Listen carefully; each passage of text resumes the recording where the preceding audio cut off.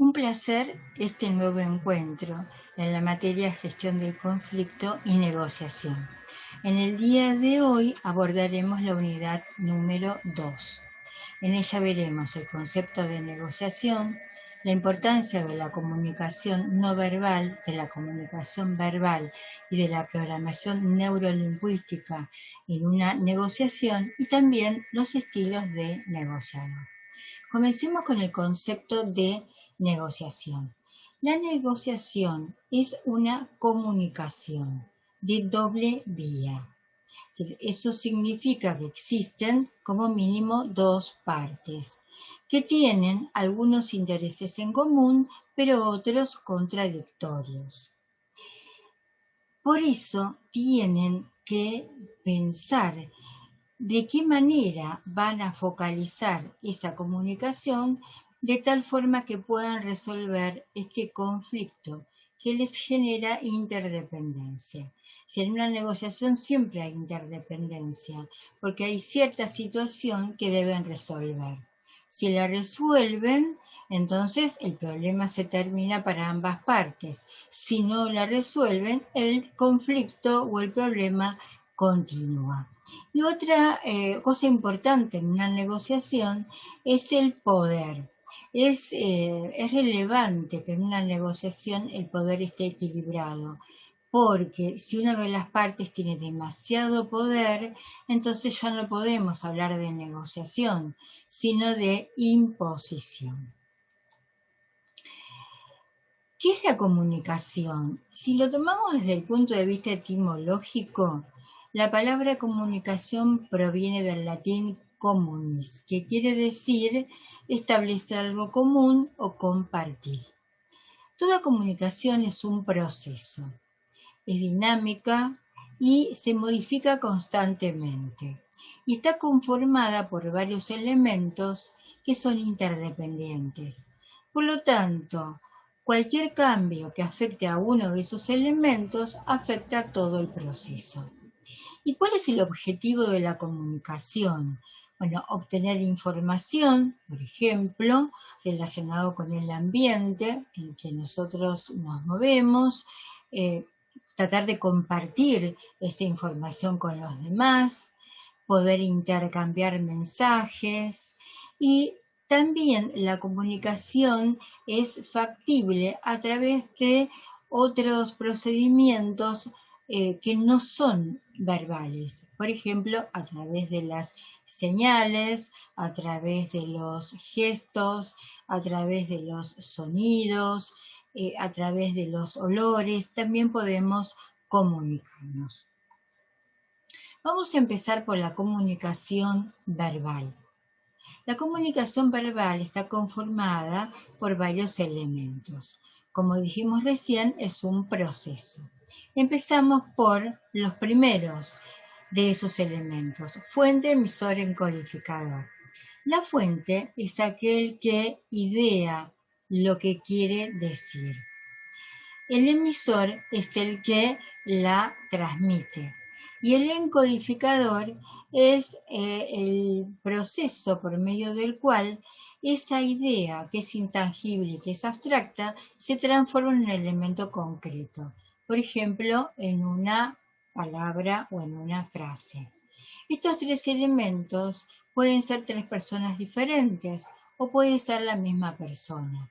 Si generalmente en una comunicación cara a cara, la persona piensa una idea, la encodifica, o sea, lo que hace es transformar esa idea intangible en algo concreto, como puede ser una frase, y luego la emite.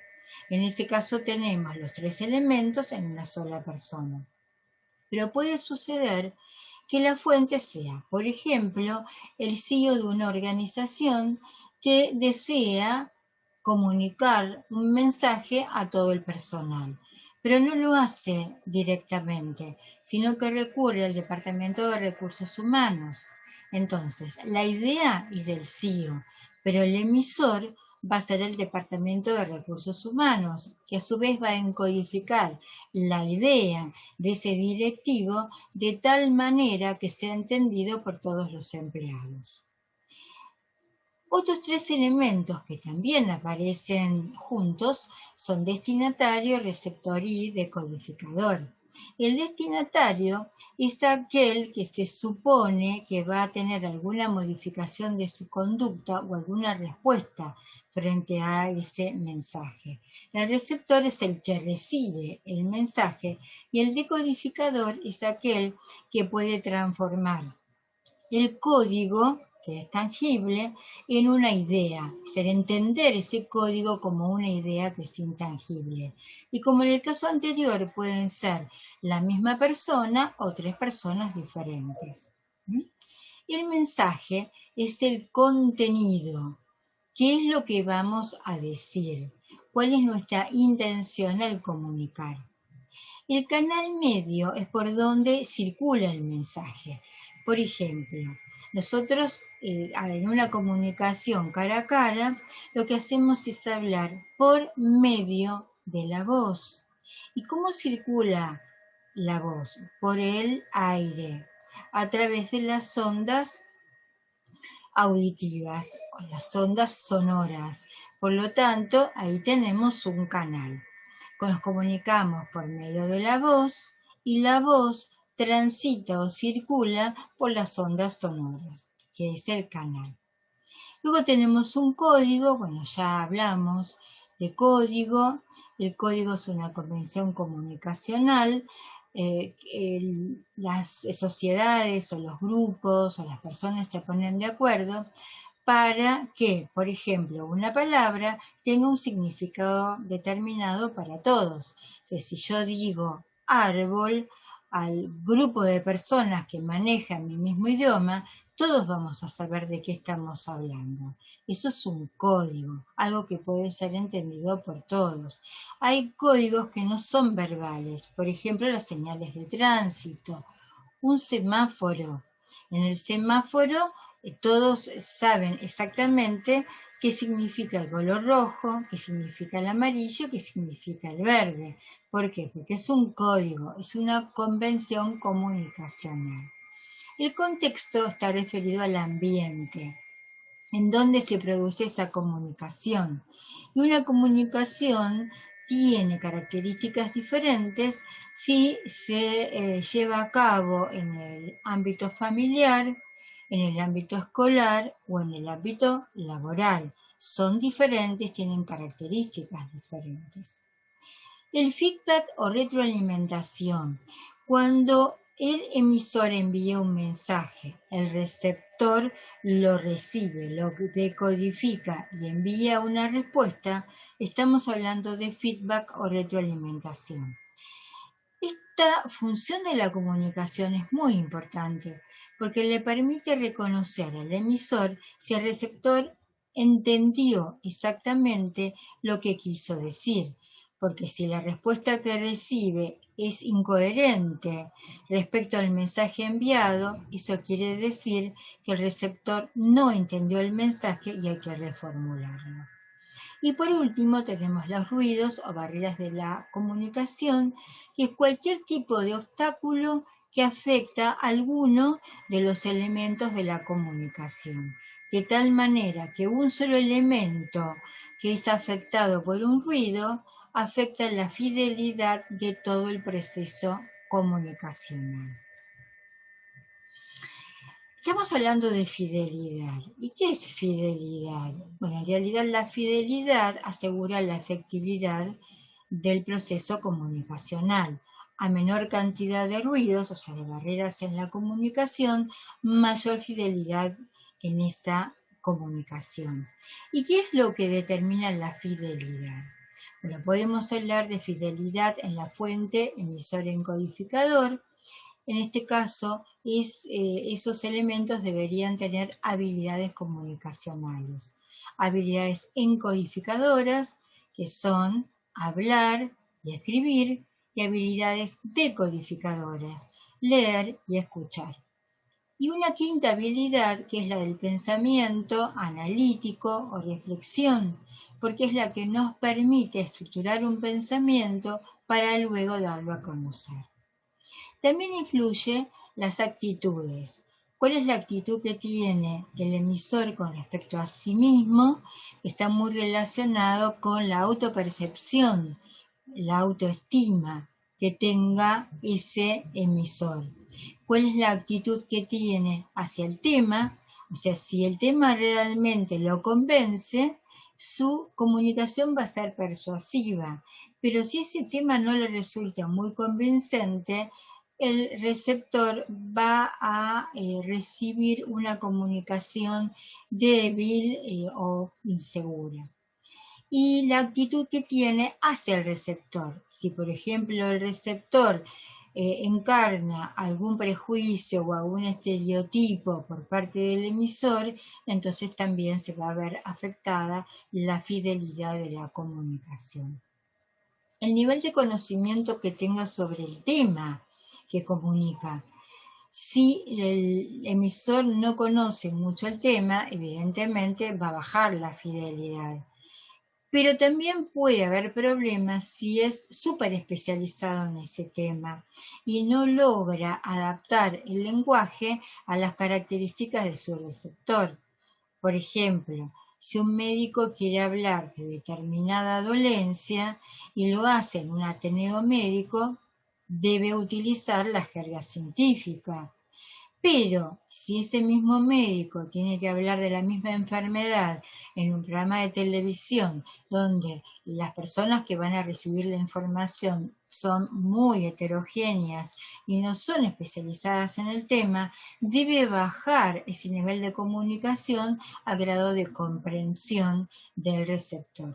Si no puede hacerlo, hay problemas también de fidelidad, porque esta dificultad en bajar ese vocabulario técnico a un vocabulario más entendible para el resto de las personas es un ruido.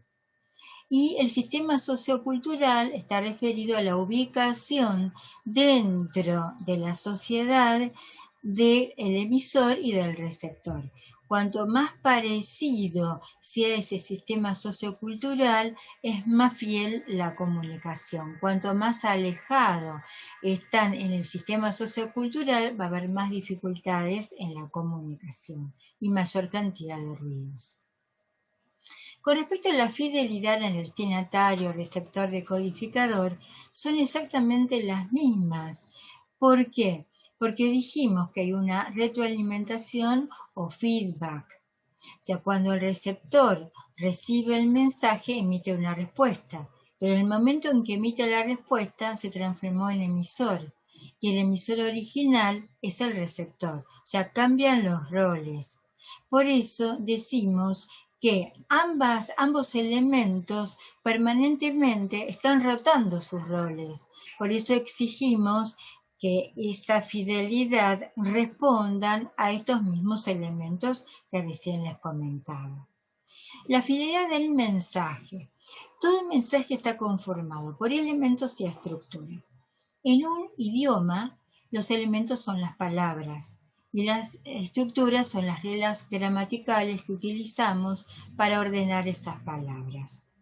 Cuando las palabras son elegidas en forma correcta y también están ubicadas en forma correcta desde lo gramatical, nuestro mensaje es entendible. Decimos que tiene alta fidelidad. Si no fuera así, si estamos utilizando vocablos incorrectos o si la estructura gramatical no es la correcta, entonces el mensaje no se entenderá. El código se refiere a elegir el código correcto. Si yo estoy hablando con una persona que solo maneja idioma alemán y le hablo en español, entonces el código que estoy eligiendo no es el correcto. Voy a tener que utilizar un encodificador, por ejemplo, un traductor, para que pueda decodificar mi mensaje desde el español y lo pueda encodificar en idioma alemán, para que el receptor lo entienda.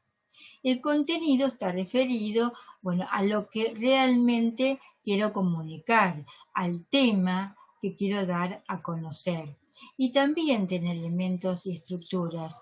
porque yo dentro de un tema puedo obtener varios subtemas, que serían los elementos, pero la forma en que ordeno esos subtemas, cuál es el que voy a comunicar primero, segundo, tercero, forman parte de la estructura y lo pueden hacer más o menos comprensible. Y el tratamiento se refiere al estilo del emisor. Eso a lo mejor lo podemos ver en el estilo, comparando el estilo de un escritor y el estilo de un periodista. Son diferentes. No escribe de la misma manera un novelista que un periodista, porque evidentemente los objetivos son diferentes y los tiempos son diferentes. A eso se refiere el tratamiento. Luego tenemos la fidelidad en el canal medio, dijimos que eran los vehículos eh, por donde transitan los mensajes, son los medios de transporte que utilizamos. En realidad, todos los canales medios son adecuados y tienen fidelidad, siempre y cuando sean elegidos en función del receptor y del mensaje que queremos comunicar. Si nosotros queremos, por ejemplo, llegar a un público infantil y para enviar el mensaje utilizamos una publicación especializada en economía, difícilmente lleguemos al público infantil. No porque el canal no sea el adecuado para comunicar, sino que no es el adecuado para comunicar ese tipo de mensajes y llegar a ese tipo de receptores. Acá tenemos una síntesis de lo que vimos recién y lo que quiero destacar es la columna de canal. El canal aparece la vista, el oído, el tacto, el olfato y el gusto. Lo que decíamos al principio, que hay muchas formas de comunicarnos, no solamente a través de la comunicación verbal, también a través de la vista, a veces con una mirada nosotros decimos mucho. También nos comunicamos con el oído, porque necesitamos escuchar lo que el otro nos está diciendo para poder retroalimentar. El oído es un canal de comunicación. Con el tacto, nosotros podemos a través del tacto reconocer la textura de un papel o de una tela y también comunica. El olfato, si vamos caminando por la calle y pasamos frente a una confitería, podemos llegar a reconocer el aroma de medialunas recién horneadas y a lo mejor no nos dimos cuenta que estábamos pasando frente a una confitería, pero inmediatamente ese olor se asocia con el de las medialunas. O el gusto. A veces sucede que vamos a un restaurante y pedimos un postre y cuando lo probamos inmediatamente evocamos, no sé, la casa de nuestra abuela, porque cuando éramos chicos nos hacía un postre similar. O sea, esas también son todas formas de comunicación. En este otro gráfico vemos los elementos y vemos también en la parte inferior la retroalimentación, cómo la respuesta del receptor llega al emisor en ese feedback o retroalimentación. Y así se va dando el proceso comunicacional, porque el emisor interviene nuevamente la respuesta del receptor con otra respuesta y así se va produciendo ese intercambio de roles. Continuamos con la comunicación, pero vamos a ver otro tema, que son los axiomas de la comunicación. ¿Qué es un axioma? Es una proposición afirmativa que no requiere demostración y sirven de base para el desarrollo de las teorías que sí necesitan ser demostradas. Los axiomas de la comunicación fueron desarrollados por investigadores de la Escuela de Palo Alto, que está en California, en Estados Unidos. Y estos axiomas fueron enunciados por dos de esos investigadores, Paul Bartlett y Gregory Bateson. Son 5 axiomas. El primero dice que no es posible no comunicar. Entonces, si nos quedamos pensando, ¿cómo puede ser? Si yo no digo nada, ¿cómo puede ser que me esté comunicando igual? Sin embargo, este axioma dice que toda conducta es comunicación. Yo puedo no hacer nada, pero simplemente por esa conducta de no hacer nada estoy comunicando algo. Igual que cuando alguien me pregunta algo y yo no contesto, me quedo en silencio, también estoy comunicando algo, no estoy hablando, pero mi conducta le está diciendo al otro que no me interesa entablar un diálogo con ese interlocutor. El segundo axioma dice que toda comunicación tiene dos aspectos, un aspecto de contenido y un aspecto de relación, siendo el más importante el de relación. ¿Qué quiere decir esto? Nosotros podemos tener opiniones diferentes respecto al otro negociador, pero si la relación entre nosotros es buena, podemos hacer un intercambio de ideas, pero la relación no se lesiona. Seguimos siendo buenos negociadores y seguimos siendo cordiales en nuestro trato. Pero cuando esa relación está dañada, es muy difícil llegar a un acuerdo en cuanto al contenido, aunque los negociadores coincidan en algunos puntos, van a aparecer siempre aristas contradictorias y va a ser muy difícil encontrar un resultado o una gestión positiva de ese conflicto. El tercer axioma habla de que la relación depende de la puntuación de las secuencias de la comunicación. ¿Qué quiere decir esto? En realidad se refiere a quién inicia la comunicación. Cuando las personas tienen una relación hace bastante tiempo, resulta difícil determinar cuál fue la primera comunicación o cuál de los dos fue el primero que se comunicó. En realidad este tema no tiene mucha importancia cuando la relación es buena. Pero cuando hay un conflicto sí tiene importancia, porque enseguida aparecen las conductas negativas del pasado. Entonces una de las partes va a responsabilizar o va a culpar al otro de un conflicto que se inició hace mucho tiempo y el otro a su vez lo va a culpar de otra situación posterior y así sucesivamente, donde hay una acción-reacción permanente de quién es culpable. Y de esta forma van pasándose la responsabilidad de determinadas situaciones de uno a otro. En una negociación, esto de culpar al otro en forma recíproca no tiene ningún sentido. ¿Por qué? Porque nosotros no podemos cambiar el pasado. Lo que sucedió en nuestra historia es inamovible, no se puede modificar. Entonces no tiene sentido anclarnos en el pasado porque no vamos a poder resolver nada. En la negociación tenemos que tener claro que debemos estar parados en el presente, pero mirando hacia el futuro. Nuestra proyección siempre es hacia el futuro, porque es el futuro el que podemos modificar. Es el presente el que podemos modificar, pero no podemos modificar el pasado.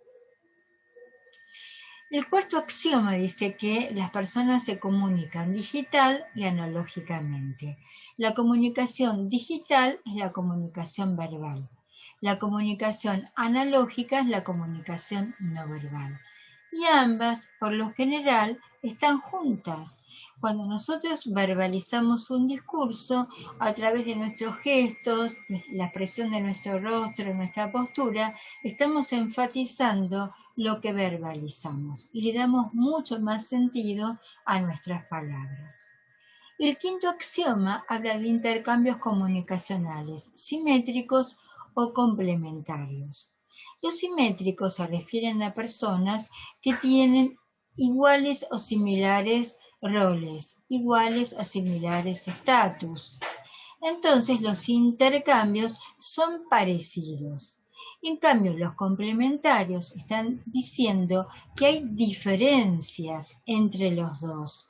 Por ejemplo, en una discusión entre una persona que tiene mayor jerarquía dentro de una organización con otra que tiene menor jerarquía. En ese caso, esa relación es complementaria, porque generalmente el que tiene mayor jerarquía termina imponiéndose. Ahora vamos a ver la comunicación no verbal. Si observan el gráfico, vemos que a través de las palabras solamente nosotros comunicamos un 7% de nuestro mensaje. A través de la comunicación paralingüística, un 38%. Lo paralingüístico incluye el volumen y el tono de voz, los silencios, los balbuceos, es decir, la forma en que nosotros emitimos nuestro discurso verbal. Y por último tenemos un 55% del lenguaje corporal. O sea, este gráfico nos demuestra la importancia que tiene el lenguaje del cuerpo. Dentro de la comunicación no verbal podemos analizar varias cuestiones. Empecemos por la mirada. Nosotros podemos modificar la expresión de nuestro rostro. A lo mejor queremos demostrar que estamos tristes cuando en realidad no lo estamos, pero podemos llegar a actuar la tristeza o la alegría. En esto son expertos los actores, por eso los buenos actores son muy convincentes en una dramatización, porque aprenden a manejar la expresión de su rostro. Pero dentro del rostro hay un elemento que no podemos manejar voluntariamente, que es la mirada. Los movimientos de los ojos son absolutamente involuntarios y es importante prestar atención a ellos. Si el otro negociador nos dice que nuestra propuesta es poco atractiva y no le interesa, y vemos que las pupilas se agrandan, sabemos que no es verdad, que está mintiendo, porque sí le resulta interesante. En cambio, si dice que algo le parece interesante y las pupilas disminuyen su tamaño, quiere decir que está aburrido y que no le interesa lo que le estamos mostrando. O sea, hay que prestar atención a la mirada. Y también la forma en que miramos. Si miramos fijo, nuestra mirada resulta amenazante. Entonces, el otro negociador, si se siente amenazado, puede no querer negociar, puede levantarse y retirarse, y a lo mejor esa negociación nos interesaba. Pero si nuestra mirada es evasiva, o sea, todo el tiempo estamos mirando hacia la pared, hacia el piso y no miramos al negociador, también puede interpretar que la negociación no nos interesa. O sea, ni la mirada fija ni la mirada desviada. Tiene que ser una fluctuación de mirar al interlocutor, pero no hacerlo de una forma fija para que no se sienta amenazado o intimidado. La proxemia estudia las distancias sociales o territorios. Los animales tienen un territorio, lo marcan y lo defienden. Las personas también tienen un territorio. Por ejemplo, su casa es su territorio. No dejamos entrar a cualquier persona a nuestra casa, elegimos quienes entran. Nuestro escritorio, en el lugar de trabajo, nuestra computadora, son nuestros territorios y los defendemos. Pero además hay otro territorio, que es el espacio que nos rodea. Es una especie de círculo o burbuja que nos rodea. Tenemos un primer círculo o burbuja que se llama distancia íntima. La distancia íntima son unos 45 centímetros aproximadamente alrededor de nuestro cuerpo. De todas formas, les aclaro que estos estudios de proxemia los hizo el investigador Erhartiel en Gran Bretaña. Por lo tanto, responde a la cultura anglosajona. En nuestro caso, en la cultura latina, las distancias se acortan. Pero bueno, los estudios están hechos en Gran Bretaña, así que yo voy a tomar esas mismas distancias. Decíamos que la distancia íntima es alrededor de 45 centímetros alrededor del cuerpo y es una distancia que le permitimos solamente a aquellas personas con las que tenemos lazos afectivos importantes. Por ejemplo, padres con hijos, hermanos, una pareja, amigos íntimos y no mucho más. Si una persona que no está relacionada estrechamente con nosotros invade esa distancia íntima, nos sentimos incómodos. La distancia personal es desde los 45 centímetros hasta 1,20 m y es la que reservamos para nuestros amigos. La distancia social es de 1,20 m a 3,60 m y es la que manejamos con los conocidos. Si los conocemos pero no queremos mayor trato, por ejemplo, un vecino. Y la distancia pública o de huida es la que supera los 3,60 m, es la que utilizamos con los desconocidos o con las personas con las que no queremos entablar ningún tipo de relación. Recién hablamos del rostro y dijimos que el rostro puede manejarse voluntariamente, pero hay ciertas expresiones que responden a 7 emociones básicas que son universales. También han sido estudiadas a través del tiempo y en distintas culturas, y se llegó a la conclusión que las personas expresan esas emociones de forma muy parecida. Ahí tenemos estas emociones básicas. La expresión de desprecio, de miedo, de enojo, de tristeza, de asco, de sorpresa y de felicidad. ¿Qué es el ritmo corporal? Cuando nosotros hablamos, nuestro cuerpo se mueve al ritmo de nuestro discurso verbal. A eso se llama ritmo corporal. Y el movimiento del cuerpo ayuda a nuestro interlocutor a entender nuestro mensaje. Cuando dos personas se están comunicando, se produce una armonía de ritmos corporales. A eso se lo llama sincronía interaccional. Tal es así que si observamos a estas dos personas comunicándose, a través de la sincronía interaccional podemos reconocer el tenor de la comunicación.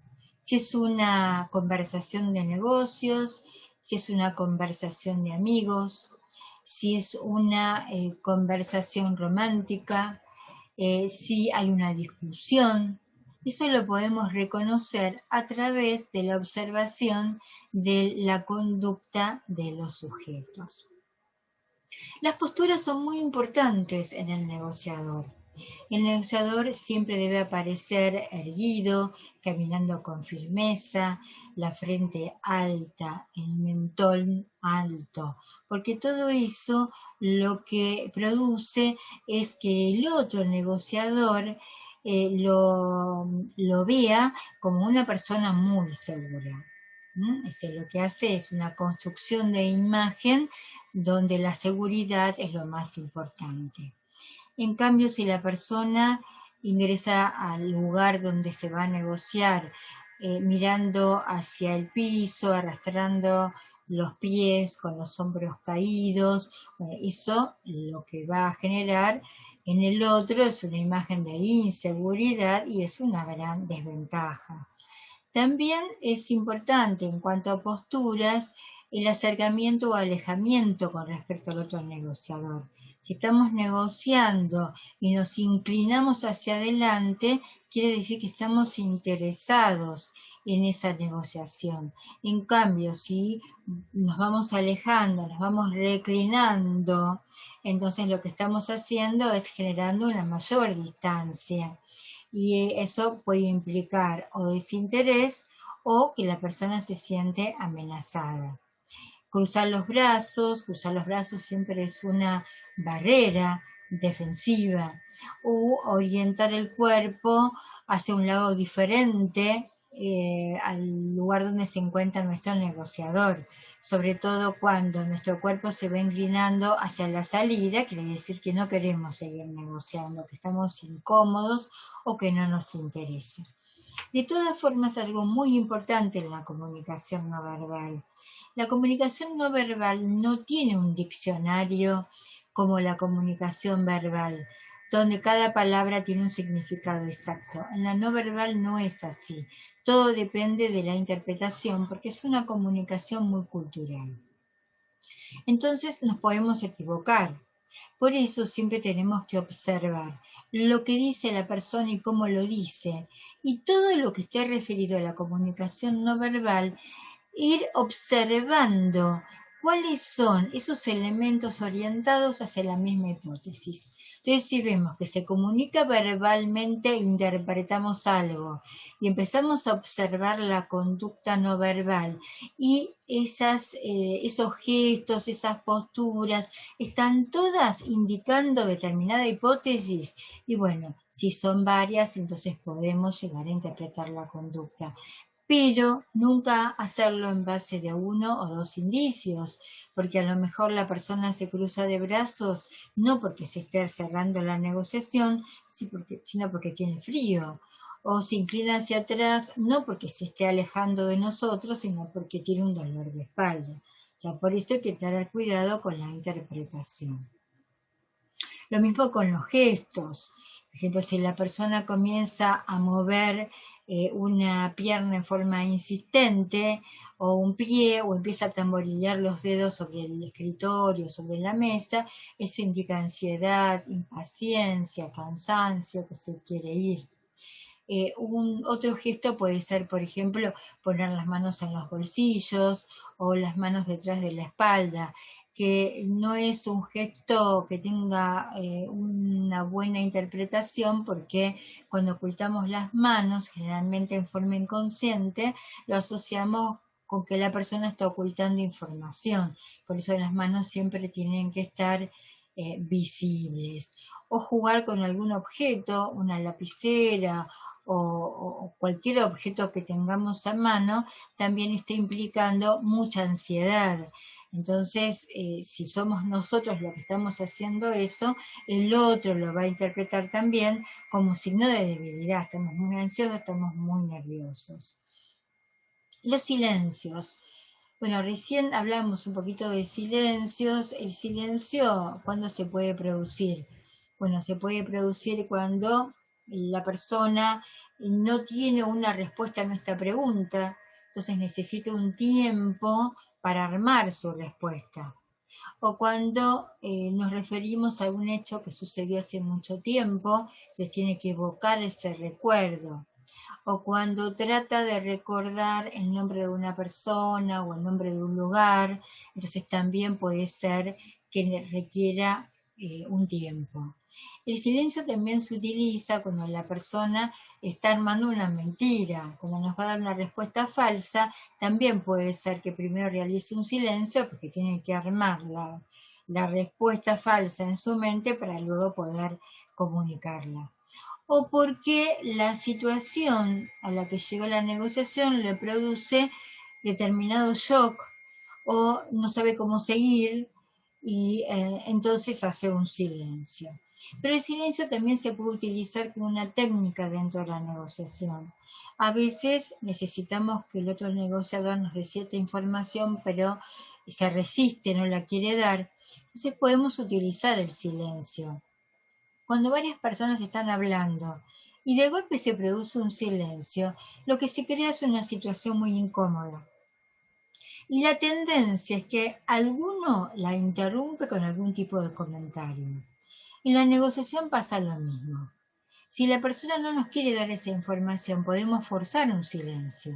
Y probablemente la persona se empieza a sentir muy incómoda y lo que hace es romper el silencio dando la información que resistía. La vestimenta también comunica. Nosotros podemos reconocer el estatus de una persona a través de su vestimenta.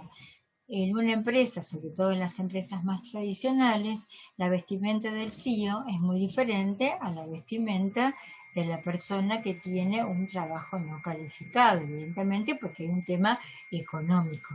Pero también la vestimenta es importante que esté relacionada con el ámbito o con el contexto en el cual vamos a negociar. Si vamos a negociar en una empresa que sabemos que es muy formal, debemos tener una vestimenta formal.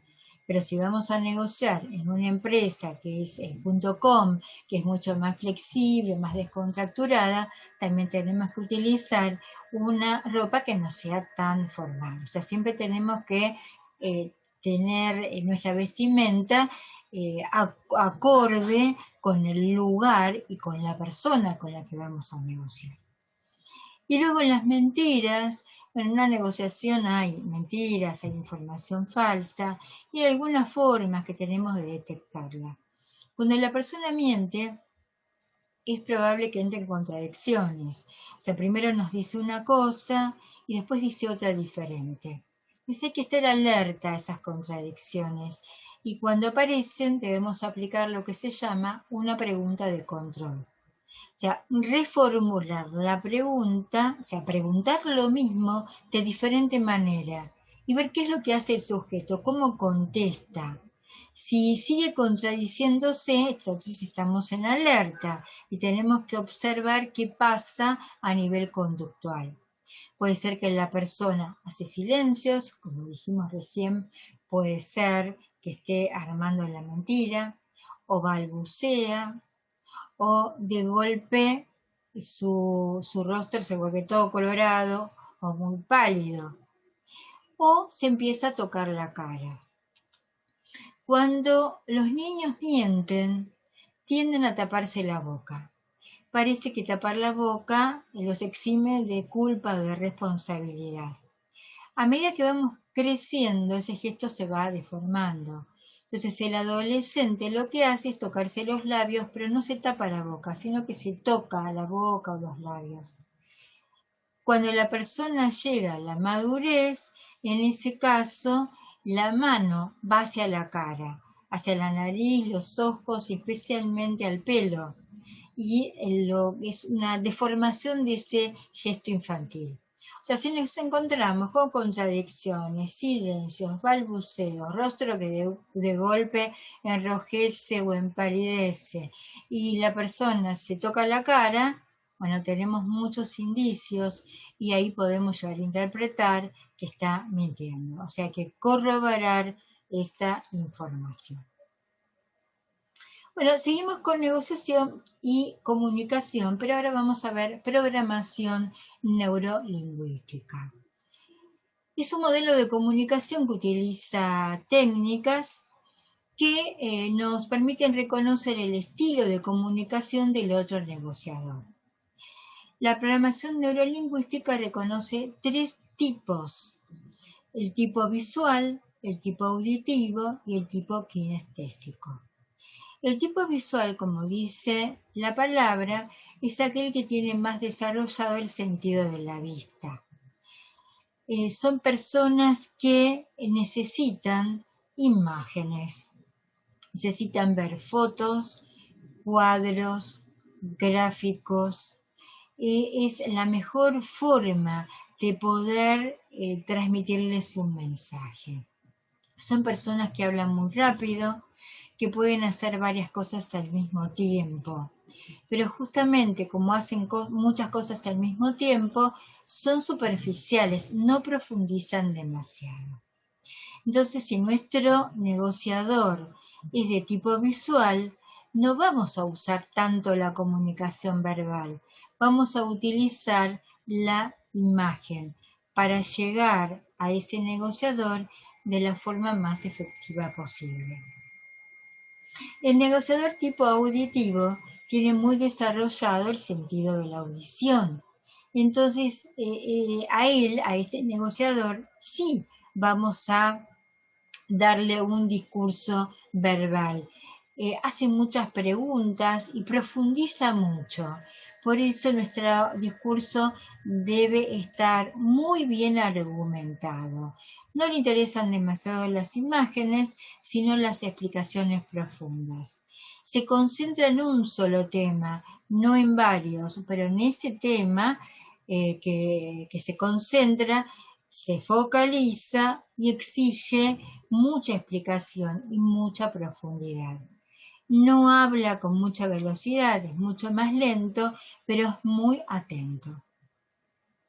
Y por último, el kinestésico son las personas que tienen muy desarrollados los otros sentidos, el gusto, el olfato y el tacto, pero especialmente son personas emocionales.